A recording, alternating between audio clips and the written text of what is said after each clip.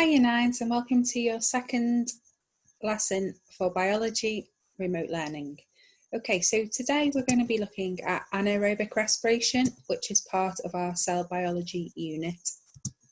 Okay, by the end of the lesson today you will be able to state what anaerobic respiration is, describe the difference between aerobic and anaerobic respiration, and explain muscle fatigue and oxygen debt. You will have the opportunity to practice the work covered today and get feedback for your work. Okay, so if we look at the big picture, why is respiration important? Well, it's part of the biology that you will cover at GCSE. It's vital for your survival. It builds on knowledge that you'll have from Key Stage 3 respiration topic, and it's got lots of links to other topics such as chemistry and PE. So before we start, we're going to have a quick recap on the work we covered last lesson and some from Key Stage 3 respiration. So if you pause the video at this point, have a little go at these questions and then we'll go through them. Okay, so hopefully you've had a chance to have a go at these. So question number 1 asked you, what is the word equation for aerobic respiration? And if we recall, the word aerobic means with oxygen. So the equation is glucose and oxygen equals carbon dioxide, water and energy. Question 2, where does respiration occur? It occurs within the cell, within mitochondria. What does aerobic mean? We covered this before in question 1. So it means with oxygen. And what are the waste products of aerobic respiration? So the things that aren't actually needed by the body. These are in our products. They are water and carbon dioxide, which we exhale. And question 5, what occurs in the alveoli? That's gas exchange. All right, so we're looking at something called anaerobic respiration today. And that happens when we have a lack of oxygen. So this could be after a sustained period of exercise. So we do have the glucose, we don't have the oxygen, which means we can't have these parts here. Okay, so if you can't get enough oxygen to your muscles quick enough, aerobic respiration cannot take place, so therefore energy is not released by this process. But we still need energy. So you've still got a supply of glucose in your body, and your body can harness some energy from that glucose without oxygen. But it does produce a byproduct which we call lactic acid. Okay. So any ideas what we think anaerobic means? Using your information from what we know about aerobic, which means with oxygen, anaerobic means without oxygen. Okay, so anaerobic respiration is basically an incomplete breakdown of glucose. The glucose is not broken down completely.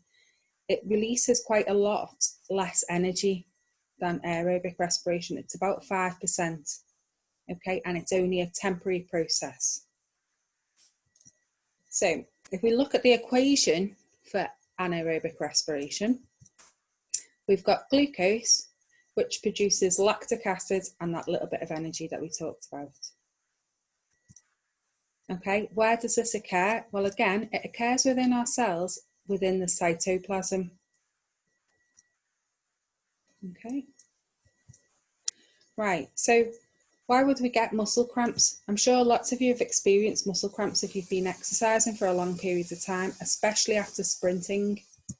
Okay, so we get this because within the muscle, there's a buildup of lactic acid, and lactic acid is poisonous to our muscles. Okay, it stops them from contracting and relaxing, and they become fatigued. The word fatigued is when our muscles start to get tired and they start aching. Okay. So what we say is that when anaerobic respiration has taken place, we end up with an oxygen debt. And the reason we get this oxygen debt is because lactic acid needs to be broken down by oxygen. So for your muscles to return to normal and stop aching, we need oxygen to get to them. to help them return to normal. And that's why we call it oxygen debt. So for example, if you've been exercising for a long period of time and you've been sprinting and you start to get that burn in your muscle, then when you stop exercising, you will still probably find that your breathing rate is still quite fast. And that is because the body is trying to get in extra oxygen to get to their muscles so that it can break down the lactic acid. When lactic acid combines with oxygen, you can see here, it produces the carbon dioxide, which we exhale, and the water, which is also released in the gases that we breathe out. All right. In plant and yeast cells, a similar process takes place, but in this case, we have glucose, which is changed into ethanol and carbon dioxide. Now, we can use this for lots of processes, and we call it fermentation. So in yeast, when this process takes place, we call it fermentation. Okay, and the ethanol that is produced is used to produce wine and beers. Okay, so ethanol being a type of alcohol. Carbon dioxide we use in baking when we make bread. Okay, so the yeast that we add to bread, the carbon dioxide is what forms the air bubbles that we find in a loaf of bread. So that is, again, formed by this process. Now, the ethanol, when we bake bread, evaporates. Okay, so that's why our bread doesn't ever taste of alcohol. It's because that is evaporated off, but the carbon dioxide ends up trapped within the bread to give it that nice fluffy texture that we all know.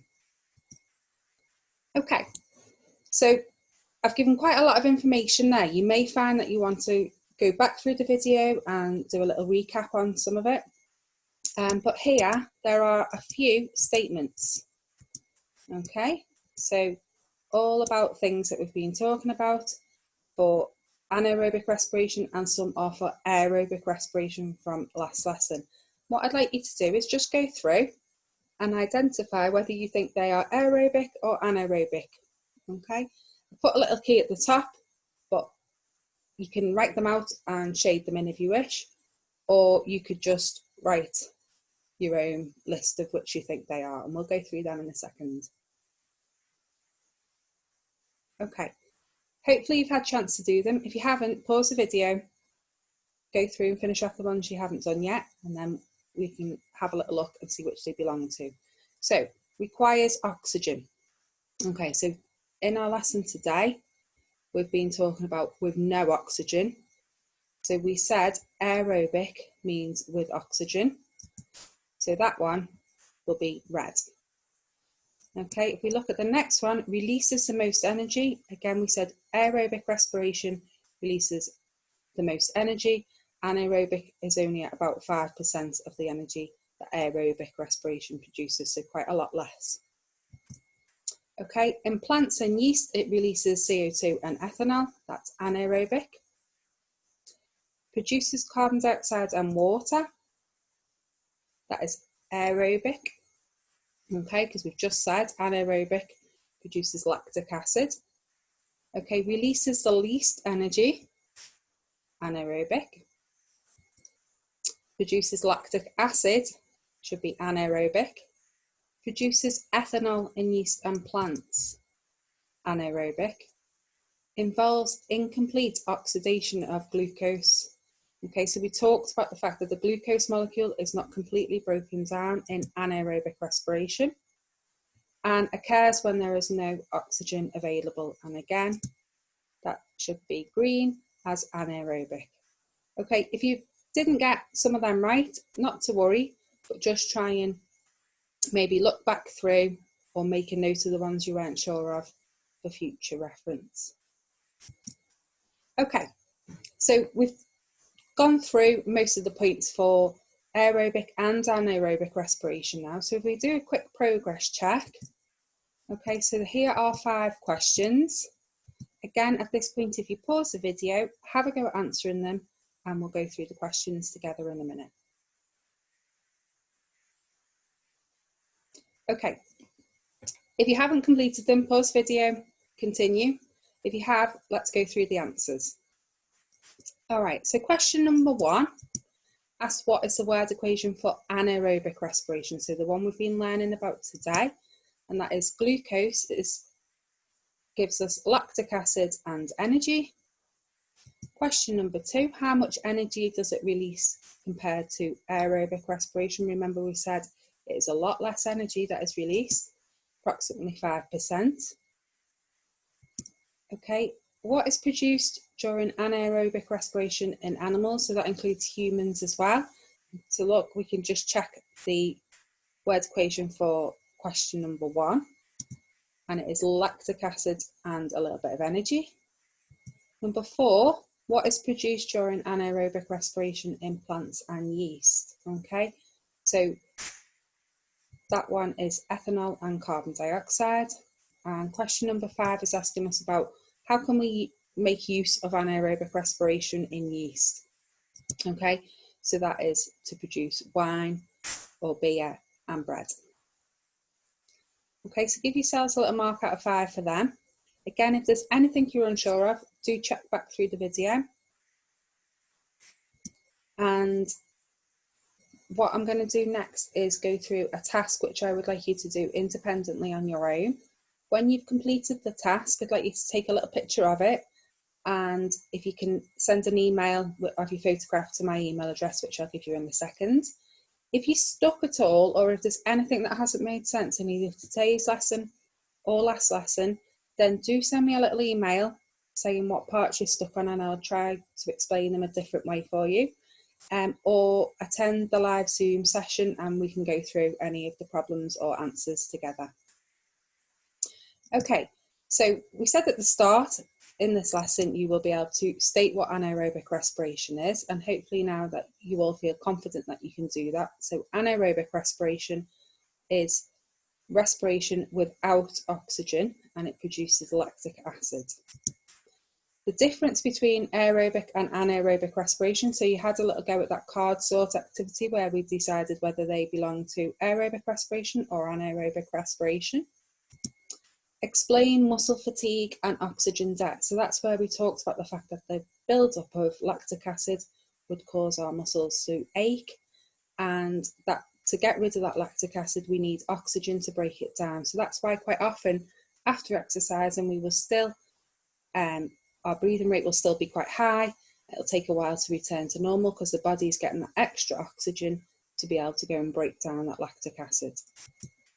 Okay, and the opportunity to practice, I'm going to go through the little activity with you now, and then you can send me a little copy in an email. Okay, so this is the task, and it's to explain muscle fatigue and oxygen debt.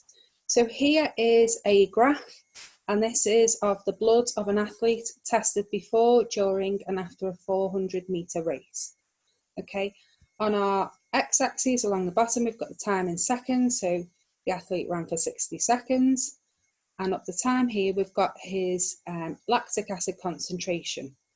Okay, and what I'd like you to do is use this graph to fill out this table. Now I've done the first one for you so you can get an idea of what needs to be put in. So it's asking on the first one, between A and B, it was a sprint start, what type of respiration was occurring? Was it anaerobic or aerobic? And the explanation. So I've put here that it's anaerobic respiration. Now I can tell it's anaerobic respiration because when I look at the graph, I can see that the lactic acid in the blood is increasing. So if lactic acid is being produced, then we know it's anaerobic. And I've basically explained that and used some data from the graph. So if we have a look, I've put sudden increase in exercise, not enough oxygen, respires anaerobically, produces lactic acid and causes an increase in lactic acid levels. Okay, what I'd like you to do is use the graph to complete the rest of this table.